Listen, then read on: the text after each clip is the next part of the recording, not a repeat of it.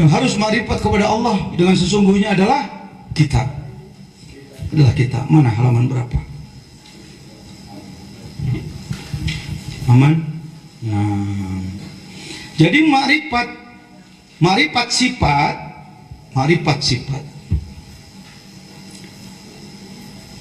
mengenal, bahkan menyambungkan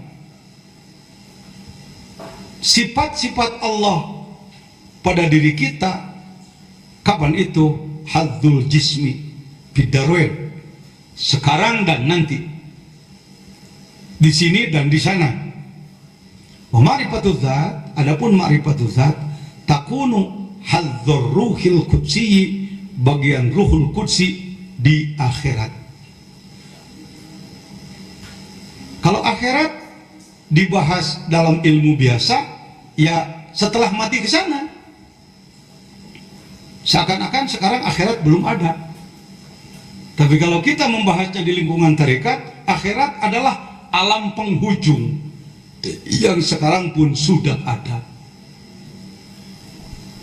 Terkait dengan mutu gobla anta mutu, matilah kamu sebelum mati. Sudah mati belum? Pengen mati enggak? Pengen itu jangan dianggap orang gila ngomong pengen mati. Yang disebutkan mati di situ bukan mati hilang nyawa, tapi yang disebutkan mati diperintahkan oleh sebelum mati adalah ruhul qudsi kita harus diolah dengan zikir yang benar, tawajuh yang benar, mujahadah yang benar, robitoh yang benar, sehingga ia dikeluarkan oleh Allah dari dalam badan kita. Itulah tiplul ma'ani, istilah ilmu tasawufnya. Jadi ilmu tasawuf jangan cuma pengetahuan, pengantar ilmu tasawuf. Maaf ya nak, di perguruan-perguruan tinggi sering ilmu tasawuf sekedar pengantar. Terima kasih sudah dibuat jadi pengantar, tapi jangan puas di pengantar. Namanya juga mengantar. Kok puas jadi pengantar? Kamu pengantar bukan saya pengantar. Kamu ya yang dapat kue? Enggak, saya pengantar kue. Dapat kue enggak? Mohon maaf ya, bersyukurlah sudah jadi pengantar, tapi jangan puas jadi pengantar.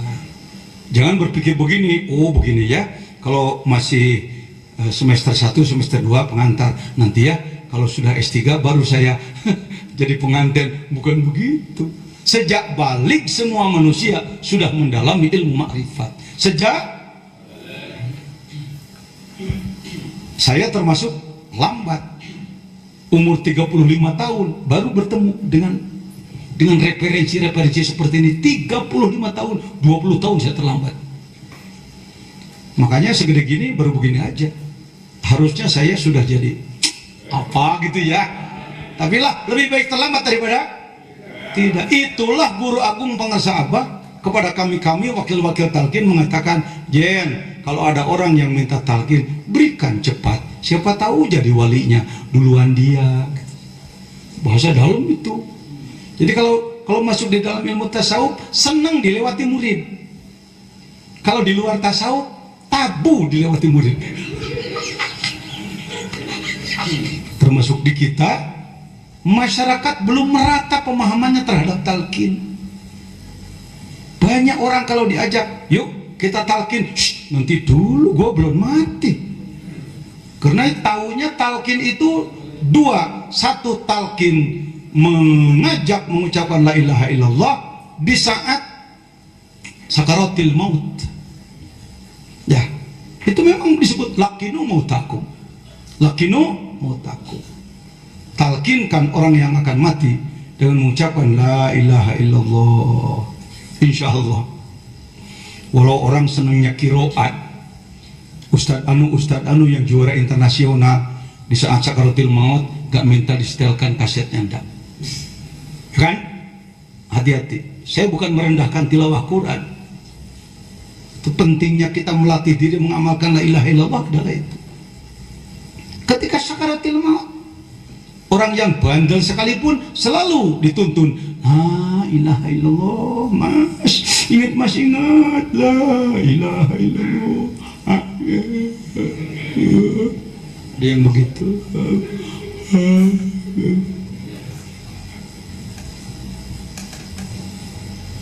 Apakah itu ada dalam kitab fikih? Iya. Pentingkah itu? Iya. Tetapi kalau kita mengandalkan talqin di saat sakaratil maut, yang di saat sakaratil maut telinga sudah sulit mendengar, dahaga luar biasa, andai semua air diminumkan pada orang yang sakarat, tentu tidak akan cukup untuk menyegarkannya.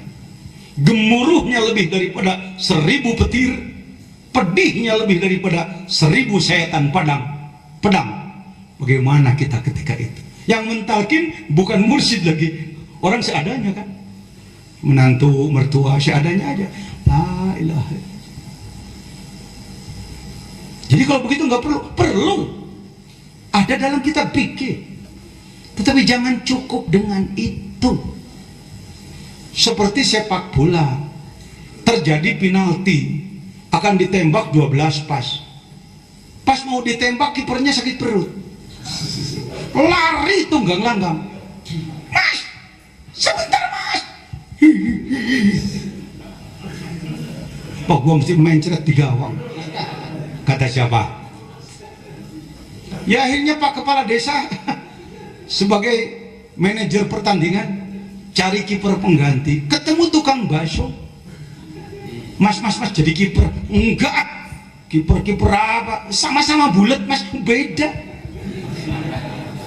Bulat saya yang bakso, bulat sana.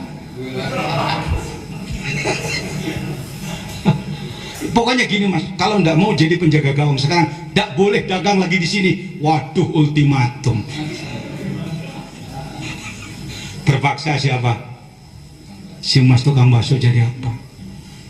Bayangkan sehari-hari pegang bakso udah puluhan tahun, harus jadi penjaga gawang 6 meter gawangnya. Yang nembak sendiri nggak ada yang bantu, yang ada penonton. Mas hati-hati mas, tenang. Awas mas, jaga-jaga. Ya.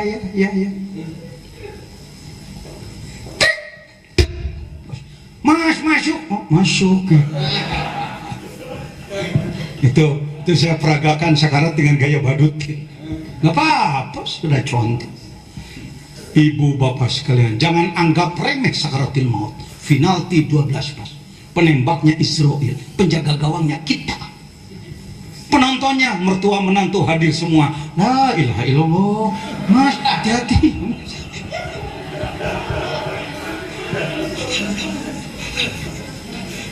Tembak oleh Israel.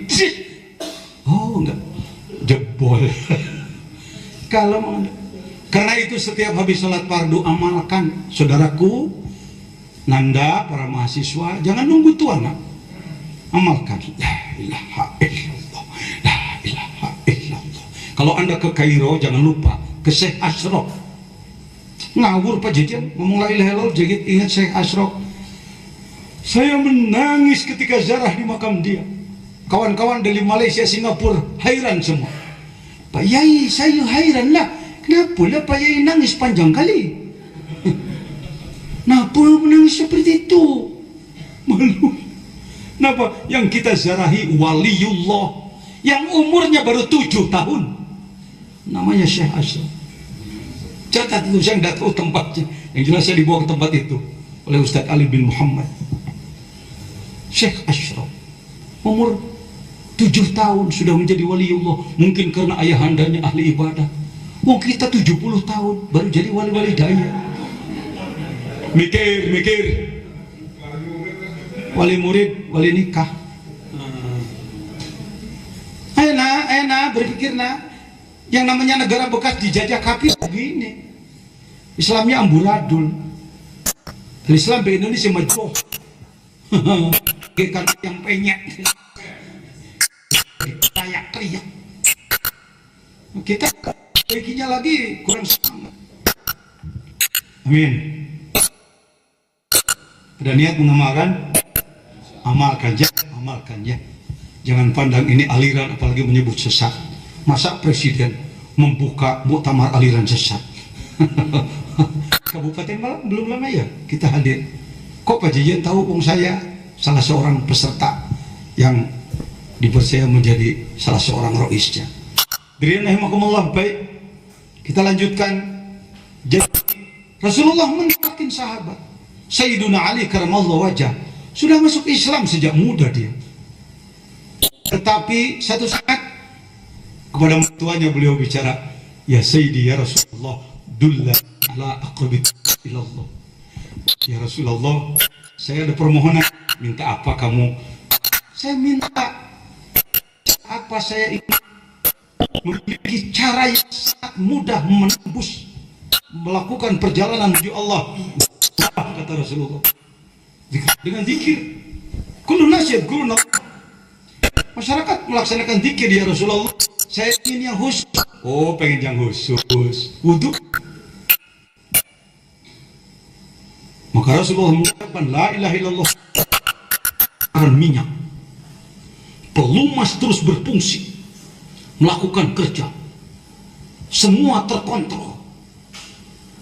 Kita enak duduk di muka bumi seperti ini karena ini dikontrol, dikendalikan dengan la ilaha illallah. Semuanya benda berzikir, tidak satu pun yang tidak berzikir. Ini berzikir, ini makanan berzikir. Bapak Ibu pernah makan nasi? Adik-adik pernah makan roti? Coba tanya, yuk ngomong, pakai marifat sedikit. Kamu mau masuk ke mulutku? Coba berimajinasi, kira-kira apa jawaban dia? Kenapa Anda mengatakan mau? Karena Anda sudah sering melakukan.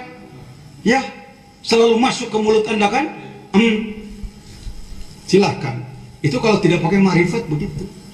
Kalau pakai marifat Anda bisa menangis. Wahai roti, sebenarnya aku tahu kamu tidak akan mau masuk ke mulutku. Karena di dalam Al-Quran engkau disebut oleh Allah Subhanallah ma fis samawati ma fil ardh. Semuanya bertasbih tiada henti berzikir kepada Allah. Sedangkan engkau akan aku masukkan ke dalam jasad yang selalu lupa kepada Allah. Saya tahu engkau sebenarnya tidak mau, tapi kamu menjadi masuk mulut saya karena dipaksa oleh Allah untuk masuk ke mulutku. Nanti Anda akan menangis. Itulah zikir. Ilallah. Malu oleh air, malu oleh pohon, malu oleh semuanya berzikir tiada henti. Sedangkan kita lupa kepada Allah. Pernah malu begitu? Mulailah Anda berpikir. Kita nyari berkah kemana-mana malah ditipu terus oleh orang. Rumah digadaikan, mobil digadaikan, cari berkah ke gunung mana. Berkah ada dalam diri sendiri. Lakukanlah syukur seperti barusan. Itulah yang sering dunia mengejar-ngejar kita, karena kita hormat pada dia, kita tahu hakikat dia. Kita ini terlalu merasa jadi raja di muka bumi, jadi Fir'aun, semuanya di bawahku, padahal ditaklukkan oleh Allah kepadaku. Hari kiamat diganti Maliki Yaumiddin. Semua dicabut, tashir Allah kepada makhluk dicabut, hanya Allah langsung kepada manusia. Kitab akan diberikan, diterima dengan tangan kanan. Tangan kanan tak bisa mengangkat, yang kiri yang mengangkat. Kenapa? Maliki Yaumiddin. Kalau sekarang ini jailun berarti khalifah. Yang gini-gini, nah, kalau nggak pakai zikir bertarekat, sulit tembus. Kita lanjutkan. Jadi sebenarnya tegaknya bumi ini berputar di porosnya, juga bumi berputar pada orbitnya, matahari pun berputar, planet-planet lain pun berputar, semuanya itu adalah karena la ilaha illallah. Nih kitabnya. Dan ini kata-kata Rasulullah meriwayatkan tentang Jibril. Wal jibal dan gunung-gunung, wal syajar dan pohon-pohon, wal barru bumi daratan, wal bahru dan lautan. Ala wahya kalimatun najat. Planet-planet itu di perbintangan. Kalimatun najat, kalimat keselamatan. Kalimatul uya, kalimat yang maha luhur. Di hadis ini dalam hadis yang lain wahya kalimatut tauhid. Kalimat tauhid. Ini saya sering kalau ngobrol ini suka mengangkat perbintangan ini. Mohon maaf.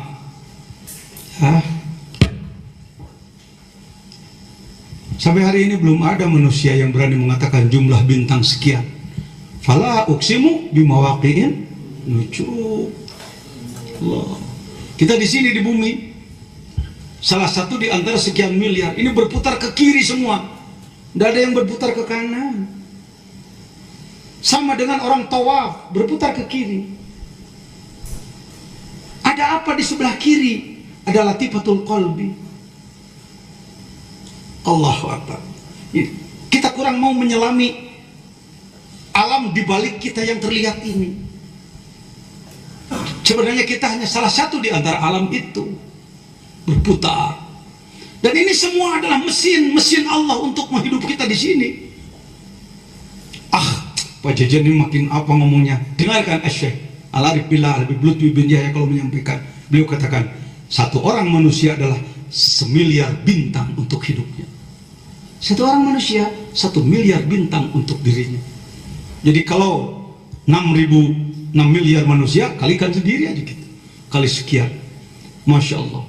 Hadirin rahimakumullah, dengan la ilaha illallah lah berdirinya bumi, berdirinya langit. Wa fi hadisin akhar wa kalimatut tauhid, kalimat kemanunggalan, kalimatul ikhlas, kalimat pembersihan, kalimatut taqwa, kalimat ketakwaan, kalimat thayyibah, kalimat yang sangat baik, kalimat dawatul haq, kalimat urwatul wuthqa, dan harga surga. Miftahul jannah la ilaha illallah, la ilaha illallah Muhammadur Rasulullah. Lalu Nabi sallallahu alaihi wasallam, Nabi bersabda, jadidu imanakum, perbaharui imanmu. Kaifa nujaddidu imanana? Sahabat bertanya, ya Rasulullah, bagaimana kami memperbaiki iman kami? Maka Rasulullah pun menjawab dengan memperbanyak kalimat la ilaha illallah. Lidah mengucapkan kalimahnya, kolbu memaknainya. Lidah mengucapkan kalimahnya, kolbu menembus hakikatnya. La ilaha illallah, la ma'buda illallah, la ilaha illallah, la maqsuda illallah, la ilaha illallah, la mawjuda illallah. La ma'buda, tiada yang diibadahi kecuali Engkau. La maqsuda, tiada yang dituju kecuali Engkau ya Allah. La mawjuda, tiada yang ada kecuali Engkau. Tiada yang ada kecuali Engkau. Tiada yang ada kecuali Engkau. Berani ngomong begitu? Kalau Arabnya aja berani karena nggak paham. Di Indonesia kan jadi nggak berani. Tiada yang ada kecuali. Hordeng ini ada apa tidak? Ada. Sebenarnya tidak ada. Yang ada hanya. Waduh, ini aliran tuh kan? Aliran. Siapa bilang itu aliran? Begitulah sebenarnya. Semua la mawjuda illallah. Cuma hati-hati bicara di depan orang awam. Hati-hati bicara di depan orang awam. Nanti orang tidak paham ngomongnya macam-macam, timbullah salah paham. Hati-hati ya. Maka para ulama rata-rata menuntun Arabnya aja kan. Ibu-ibu yang awam juga ikut aja ngomong la ilaha illallah, la ma'budu illallah, la ilaha illallah, la maqsud. Peragaan ibu-ibu ini la maqsuda illallah, la ilaha illallah, la mawjuda illallah. Ibu berani ngomong begitu, kata Mbah Yai begitu. Udah nggak paham. Untuk kita orang terpelajar, saudara sekalian, tembuskan la mawjuda illallah. Karena itu zikir selalu terpecah. La ilaha illallah. Itu nak yang zikir berani puluhan ribu, bahkan ratusan ribu, nggak terasa. Kenapa? Karena kalbu sedang ma'rifat kepada Allah. Karena kalbu sedang uns disebutnya. Sedang apa katanya? Apa unsu itu? Unsu itu adalah bermesraan dengan Allah. Yang namanya orang sedang bermesraan, nggak tahu waktu kan? Kenapa kita zikir baru sedikit aja udah pengen mundur? Karena nggak mesra. la illallah, la. Kok masih belum berhenti juga imam? La illallah, la pulang. Karena nggak ada kemesraan dengan Allah. Baik.